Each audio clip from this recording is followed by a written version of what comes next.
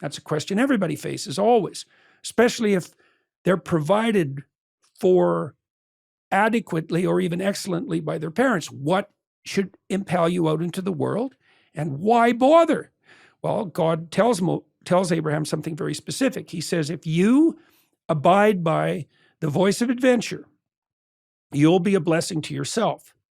Okay, that's a good deal, because it's very frequently the case that people don't have an existence that's a blessing to them. They suffer a lot. They're anxious, they're grief-stricken, they're resentful, they're angry, they're self-contemptuous, they're vicious.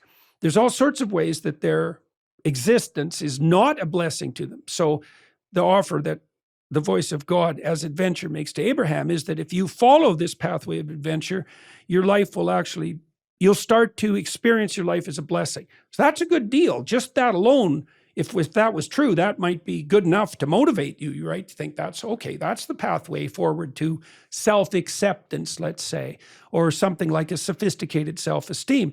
But that's not the whole offer. The second offer is you'll become known among your peers and validly.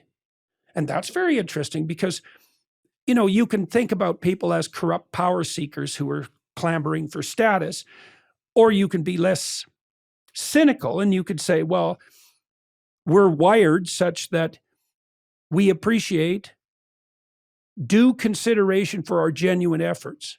Okay, so if my reputation is established on valid basis, that means that I'm appreciated by the people around me, but that there's a valid basis for that. That's the offer. That's part two. So you're a blessing to yourself in a manner that enhances your reputation, and you deserve it. So that's a good deal if you could have that. Then there's another offer, which is you'll get those two things, plus you'll establish something of lasting significance, because Abraham is the father of nations, like he's the founder of a dynasty. So not only will you have those first two things, but it'll propagate across time. You know, and it's often the case when people are looking for something meaningful that they think, well, I'd like to do something of lasting value, right? There seems to be something intrinsically motivating about that. And so you think, well, that's a good deal. And then the fourth thing is you'll do it in a way that'll be of benefit to everyone else.